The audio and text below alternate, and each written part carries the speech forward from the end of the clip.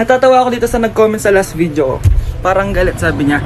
Ano? Ako asawa mo? Lalaki ako.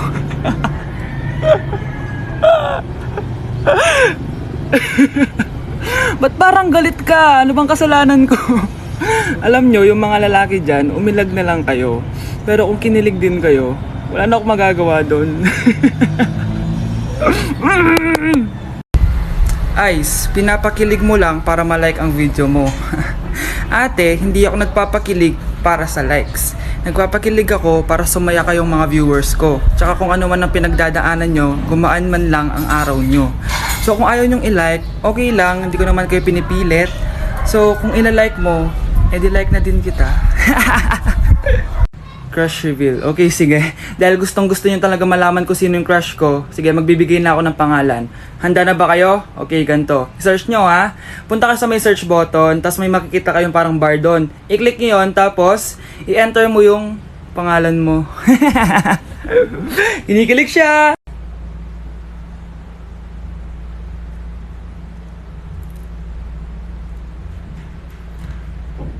Ubus na po yung free taste. Balik na lang po kayo sa susunod. Marami po. Promise. Mas masarap. Anong pangalan ng crush mo? Eto na naman tayo sa mga crush eh. Pero dahil mapilit kayo, sige, sasabihin ko na.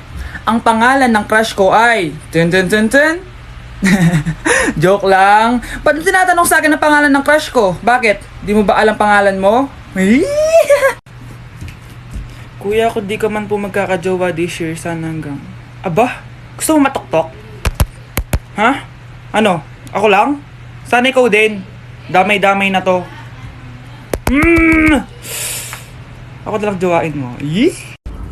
Kili-kili reveal. Sige. 1, 2, 3. Hindi black yan, guys. Buhok lang yon. So, ayun guys. Mabango yan, promise. Ano ba meron sa kilikili? Bakit? Jowa reveal? Okay. Medyo shy type lang siya. Wait lang. Babe, dito ka nga. Dito, wait lang. Ayun na. Dito na.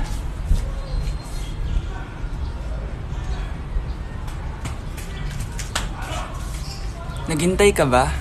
Wala na. It's a prank. Sana all may jowa. Sana all may jowa. Dinamay pa si nanay no. Ma. Anong masasabi mo? Sabi nila dinamay daw ito sa mga videos ko. Sino ba kasi may gusto sa anak ko? Jowain nyo na kasi para tumigil na. Bakit po yung mga nagduduet sa'yo, mga bata? Okay, at first ako din, nagtaka din ako bakit puro bata yung mga nagduduet sa akin. And lately na-realize ko na yung mga contents ko is for all ages sila. Kahit anong age mo, makaka-relate ka. So, maybe yung mga bata, nakarelate sila, kinilig din sila. Kaya, ayun, napagtripan nilang i-duet yung mga videos ko. Ayun lang, just to make things clear. Good morning, class! Na-like ng kifi ko! Na-like ng deck ko. Aba! Grabe na tong mga to! Ganyan na ba yung mga natututunan nyo ngayon? Sabi ko na nga ba walang magandang dulot yung TikTok na yan. Uso kasi to, ma'am. May bago na nga eh. Hay naku, Samantha, tigilan mo ako. Ano namang bago yan? Eto po, ma'am, tuturuan ko kayo. Anong pinang-like mo, Samantha? Yung esophagus ko po, ma'am. Esophagus? Grabe yung talent nyo, ha? Ikaw naman, ma'am. Try mo din. Sige. Ma'am, mali po kayo. Ma'am, sumobra po kayo. Hindi na po esophagus yan. Bitukan na po yan. Death certificate? Hindi naman patay si tatay, Anak, alam kong nasa kwarto ka ng tatay mo. Si nanay. Anak! Nay, tawag niyo po ba ako? Wala. Kala ko nasa loob ka eh. Sige, Nay. Gagawan ko na po ng pagkain si tatay. Kailangan ko malaman ng totoo. Sorry, Nay. Kailangan kong gawin ito sa'yo. Nay, eto na po pala yung pagkain ni tatay. Ginawan din po pala kita. Buti naman naisip mo pa ako. Thank you, anak, ha. Welcome, Nay. Mahal, kain na tayo. Gumana yung plano ko. Kailangan ko na humingi ng tulong. Ang galing mo din, Scarlett, no? Pero mas magaling ako. Nay, hindi ka nahimatay? Anong akala mo sa akin? Tanga? Inamoy ko yung pagkain na binigay mo sa akin. At kaamoy niya yung lason na nilalagay ko sa pagkain ng tatay mo. Ang sama mo, Nay! Well, kailangan ko ang pera ng tatay mo. Inasawa ko lang naman yan kasi mayaman siya. Ipapakulong kita sa ginawa mo kay tatay! Sa tingin mo maniniwala sa'yo ang mga pulis? May CCTV tayo sa bahay. Kitang-kita dyan na ikaw ang gumagawa ng pagkain ng tatay mo. Kanina pa nasa ko lang mga pulis.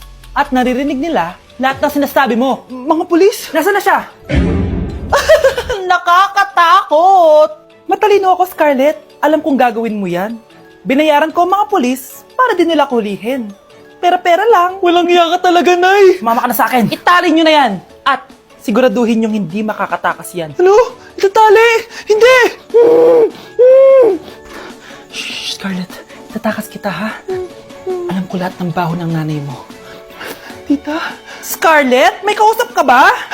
nandiyan na si nanay. Bilisan mo! Paparating na siya. Bibilisan ko na.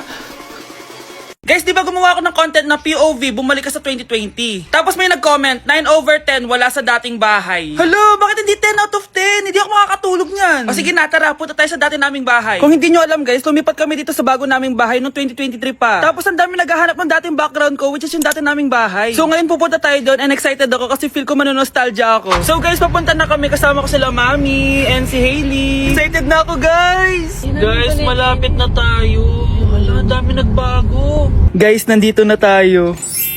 Hello, sobrang nostalgic. So guys, dito yung dati naming bahay. Actually, apartment siya. So kung naaalala nyo, may mga video ako dito sa harap ng bahay namin. Tara guys, pasok tayo. Baka matrespassing tayo.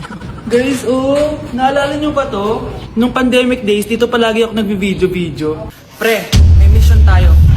Guys, naiiyak ako kasi ang dami kong memories dito, promise. So guys, tarakyat tayo kasi nandun sa taas yung dati naming unit. Number 5. Ito yun, guys. Kaso bawal na ako pumasok kasi may mga nakatira na dito. Palagi yung spot ko pag nagbi-video ako ng mga skits, ganyan. Ayan, ito. Mare, nabalitaan mo na ba? Yung ibang angle dito. Wish ko, sana maging maayos na yung mundo! Guys, dito ako nagsimulang maging TikToker. Dito nabuo yung pangarap ko. Sobrang laking part ng lugar na to sa buhay ko kasi ang dami kong nagawa dito. Sobrang daming memories. Kaya nung 2023, nag-decide na kaming umalis dito kasi medyo nasisikapan na kami. Tapos wala din akong kwarto, di ba? Di ba ngayon meron na ako sariling kwarto? Tara guys, punta tayo sa balcony. Kasi nung pandemic guys, sobrang hilig ko tumambay dito kasi parang tinitigan ko lang yung view. Guys, naalala ko pa, sobrang sarap tumambay dito. Like, ang lakas ng hangin. Crush! Crush! Andiyan yung crush mo? Oo, tignan mo. So yun lang guys, gusto ko lang talaga bisitahin tong lugar na to and ang layo na rin pala na narating ko guys. Alam ko, yung pandemic na Vince Alarcon, sobrang proud sa akin ngayon. And itong lugar na to is sobrang special sa akin. Kaya guys, this is a reminder sa inyo na ang buhay walang permanent. May magbabago talaga dyan. And yung pagbabago na yun is for something better. So yun lang guys, bye! Shh, Scarlett. Tatakas kita, ha? Scarlett, may kausap ka ba? Nandiyan na si nanay. Bilisan mo! Paparating na siya. Bibilisan ko na. Scarlett! Scarlett! May kausap ka ba? Huwag kang maingay dyan, ha? Scarlett, tara na. Tara na, tita.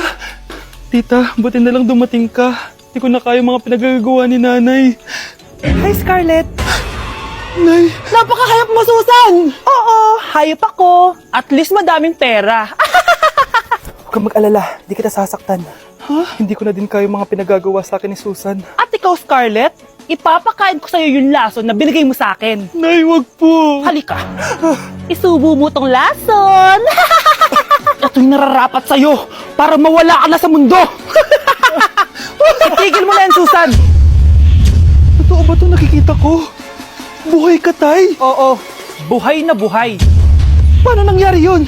Hindi pwede. Pinatay na kita! Simula pa lang ng una, alam ko naman na pera lang ang habol mo sa akin, Susan. Kaya nung naparalyze ako, alam ko na pagkakataon mo na yon para lasunin ako. Kaya inutusan ko yung pulis para ipalit ako sa bangkay.